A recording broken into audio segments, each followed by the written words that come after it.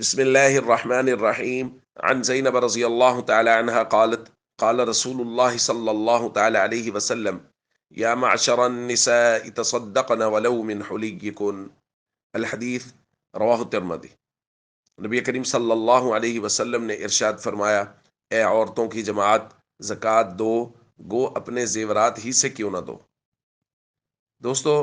زکوٰۃ کے باب میں نبی کریم صلی اللہ علیہ وسلم نے بے حد تاکید بیان فرمائی ہے،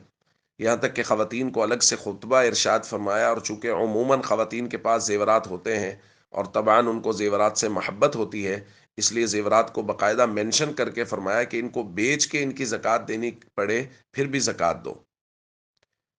دوستو، آج ہم ان چیزوں کا بیان کریں گے جن پر زکوٰۃ لازم ہے اور اس کی تھوڑی سی تفصیل کا ذکر کریں گے۔ یاد رکھیے، بنیادی طور پر جن چیزوں پر زکوٰۃ لازم ہے وہ چار چیزیں ہیں: سونا، چاندی، مال تجارت اور نقدی۔ تفصیل اس کی یہ ہے کہ اگر کسی آدمی کے پاس صرف سونا ہے، یعنی نہ چاندی ہے، نہ مال تجارت ہے، نہ نقدی ہے، تو جب تک وہ 7.5 تولہ نہیں ہوگا زکوٰۃ لازم نہیں ہوگی۔ اگر کسی آدمی کے پاس صرف چاندی ہے تو جب تک وہ 52.5 تولہ نہیں ہوگی زکوٰۃ لازم نہیں ہوگی۔ رہا مال تجارت اور نقدی، تو اس کے لیے معیار قرار دیا گیا ہے 52.5 تولہ چاندی کی قیمت کو، یعنی اگر مال تجارت 52.5 تولہ چاندی کی قیمت کو پہنچ جائے، یا نقدی جو اپنے پاس موجود ہے وہ 52.5 تولہ چاندی کی قیمت کو پہنچ جائے، تو زکوٰۃ ہے، وگرنہ زکوٰۃ نہیں ہے۔ آج کی تاریخ میں جب یہ درس ریکارڈ کیا جا رہا ہے، 52.5 تولہ چاندی کی قیمت تقریباً 1,36,000 روپے بن رہی ہے۔ یعنی کسی کے پاس 1,36,000 روپے کا مال دکان میں پڑا ہوا ہے، یا اس نے کوئی پلاٹ بیچنے کے لیے لیا ہوا ہے، وہ اس سے زیادہ قیمت کا ہے، کوئی جانور بیچنے کے لیے لیا ہوا ہے، وہ اس سے زیادہ قیمت کا ہے، کوئی شیئرز خریدے ہوئے ہیں، وہ اس سے زیادہ قیمت کے، یا کسی جگہ کوئی چھوٹی سی دکان بنائی ہوئی ہے، کوئی چھوٹی موٹی انویسٹمنٹ کسی کو دیا ہوا ہے مال کہ یہ میرا مال ساتھ ڈال لو اور مجھے نفع دیتے رہنا، جو بھی وہ شرعی اصولوں کے مطابق، تو ان ساری صورتوں میں زکوٰۃ لازم ہوگی کہ یہ مال تجارت 52.5 تولہ چاندی کی قیمت سے زیادہ ہو گیا ہے۔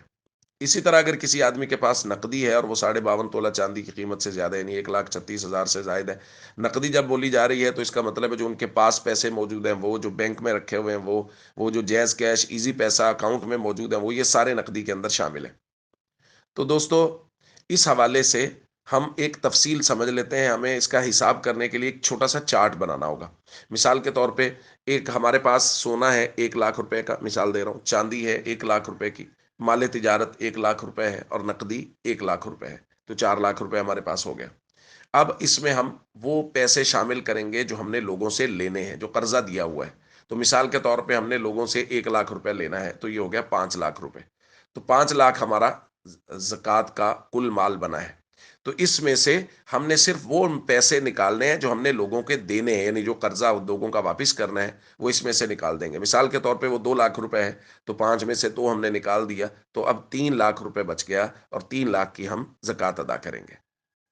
یہ ہے اس کی مختصر سی تفصیل۔ اس حوالے سے یہ درخواست کی جا رہی ہے کہ زکوٰۃ کے مسائل چونکہ پیچیدہ مسائل ہیں، اس لیے اپنے علاقے کے علماء سے رجوع کیجیے، ان سے اپنا نصاب بنائیے، ان کو ساری تفصیل بتائیے، اور وہ آپ کو بتائیں گے کہ آپ کی زکوٰۃ کتنی بن رہی ہے، اور اس کے بعد زکوٰۃ ادا کیجیے، اور زکوٰۃ پورے اہتمام کے ساتھ ادا کیجیے کہ غربا کا مال، غربا کا حصہ وہ ہمارے مال میں باقی نہ رہے۔ السلام علیکم ورحمۃ اللہ وبرکاتہ۔